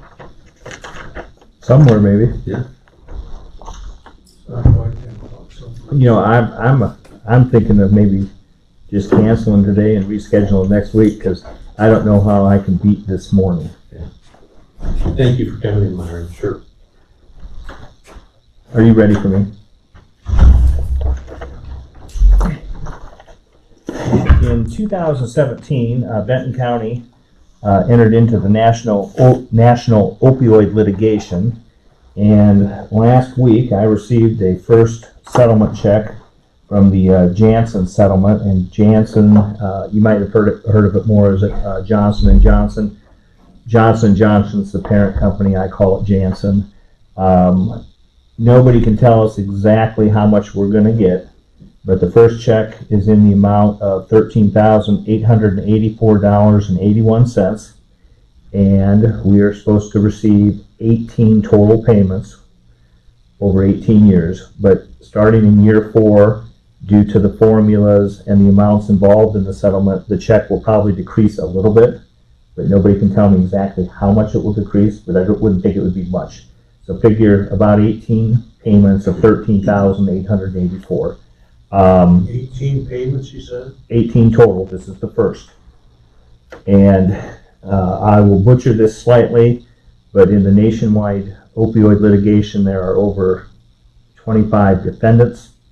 Not all of those defendants do business in Iowa and in Benton County, so if and when there's a settlement or cases proceed to trial and there's a final result, some of those will not affect Benton County. So for instance, one of the defendants is a nationwide pharmaceutical chain that's across the southern states. We're not a southern state, et cetera, et cetera. There are several settlements that are tentatively approved, but this settlement was approved a year ago, and when you're talking billions of dollars to set everything up with the entire country engaged in litigation, it's going to take some time. Not everybody, we don't know that everybody will settle. I anticipate that the county will end up with several $100,000 total once the dust settles, and it could be a few more years before the dust settles.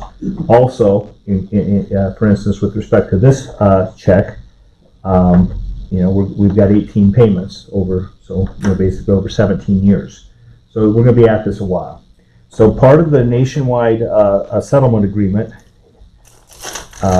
is that we have terms that we have to abide by. And there's a memorandum of understanding. The county has approved of that through its counsel, the Kruger Dickinson law firm that we use. Basically, we will have a special fund that gets set up, and I think Haley's already all on top of that and knows what to do there. But this money can only be used for certain things. And think of it primarily as training and equipment and education, things of that nature, to combat the opioid problem within the confines of Benton County. So I'll hand over the check. I also put on the agenda that I would like to form a committee to administer the funds.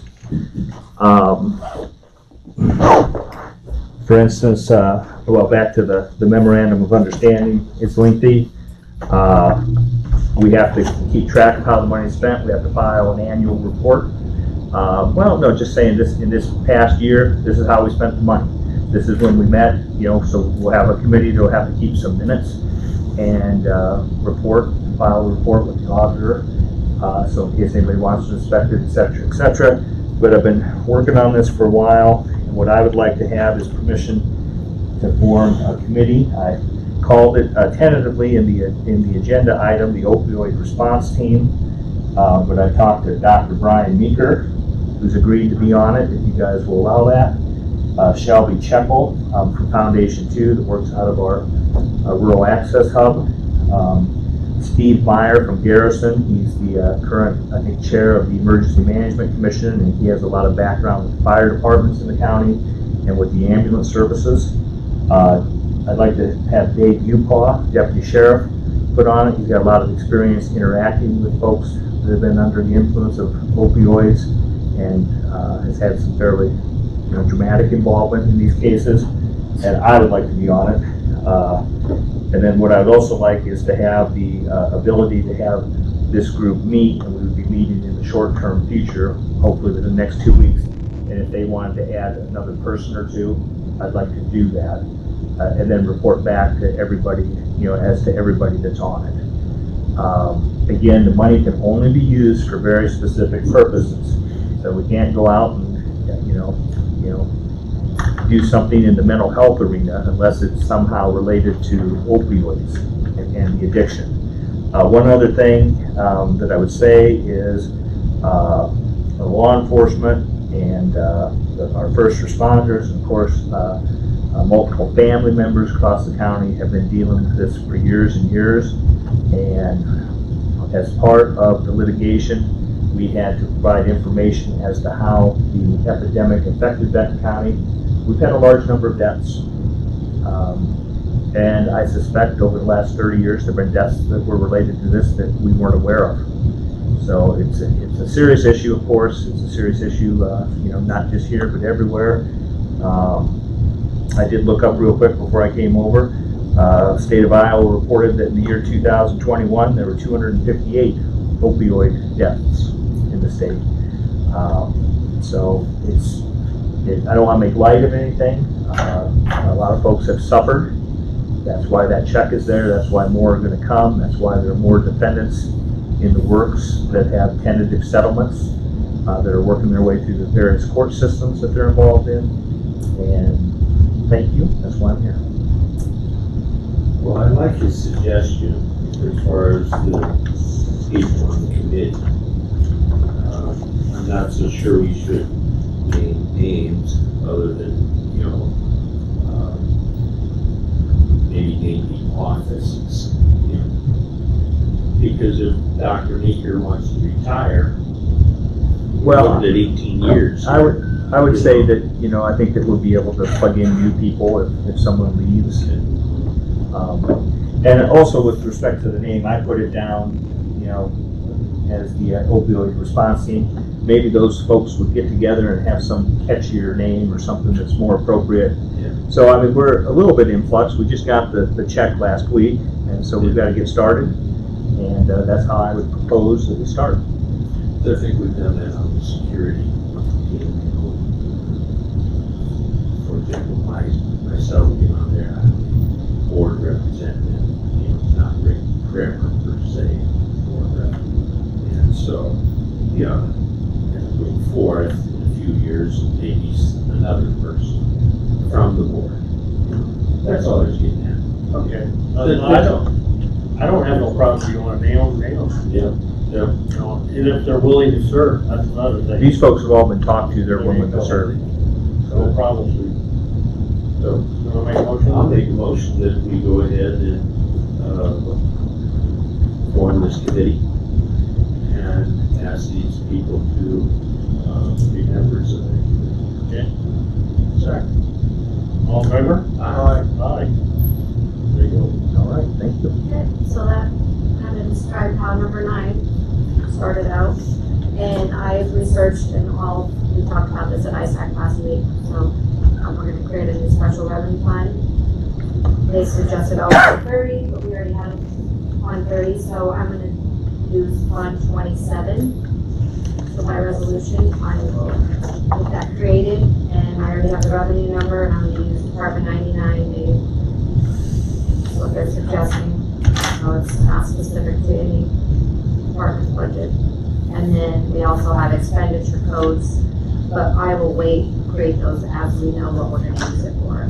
So for now, I will create the fund with the revenue line item, and Melinda will get it started into the bank account. Okay. So we approve that by resolution. Can we do that today? You have a number for that resolution? Yep, I have it.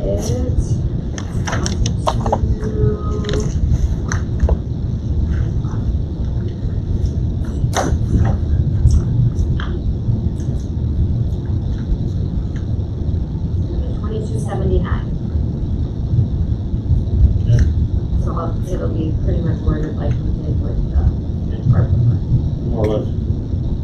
it's just saying that we're creating a special Resolution to set up a fund for the opioid.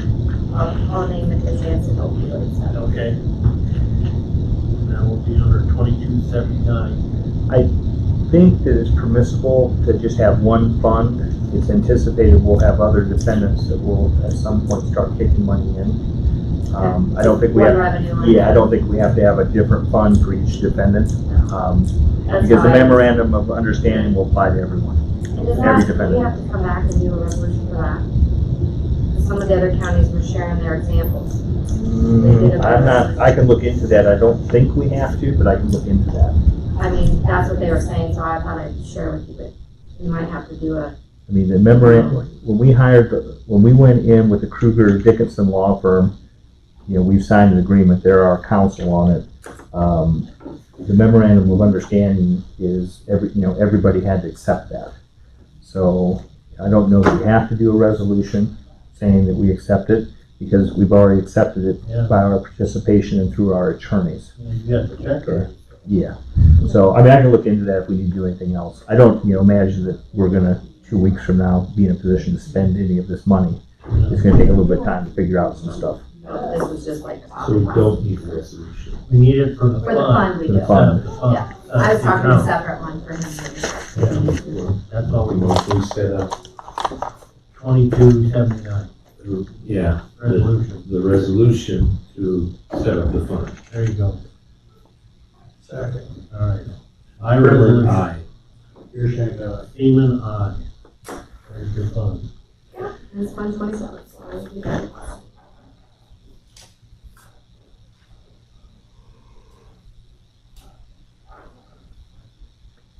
You're gonna call that the Jansen? Yeah, whatever Or you no, had. Jansen opioid. Yeah, kind of like what we had, like for Carolyn Sue Donovan was a special revenue fund too, Okay. with stipulations, so I think I'm gonna name You might, Jansen opioid, you better put opioid in it. it. Yeah, Yes. Jansen opioid Yeah. settlement.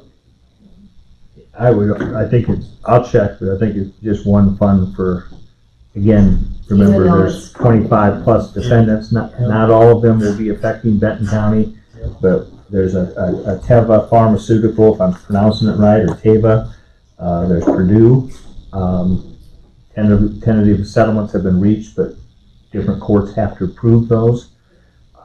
And this stuff all takes time, and again, we've been doing this, whether we were aware of it or not, since 2017. So, Okay. Let's know how you coming on the lease agreement. we have made contact in our plain contact. Yeah. I expect that we'll have something by next week. I was Okay. actually asking him that the other day too, so. Okay. Well, and, as a user-friendly note, sometimes you could let the county attorney know in advance that you were gonna go ahead and lease the property before they moved in, and then after they're moved in, you say, oh, we need a lease, Mm-hmm. right? It'll work out just fine. Everyone will be happy in the end. We had a problem with the paint, so I didn't know if they were gonna stay. It is a eye-catching paint job, I think it's grown on him now, hasn't it? Yes, it is. like mold. They're happy. Good. All right, anything else? Second that. All in favor? Aye. Aye.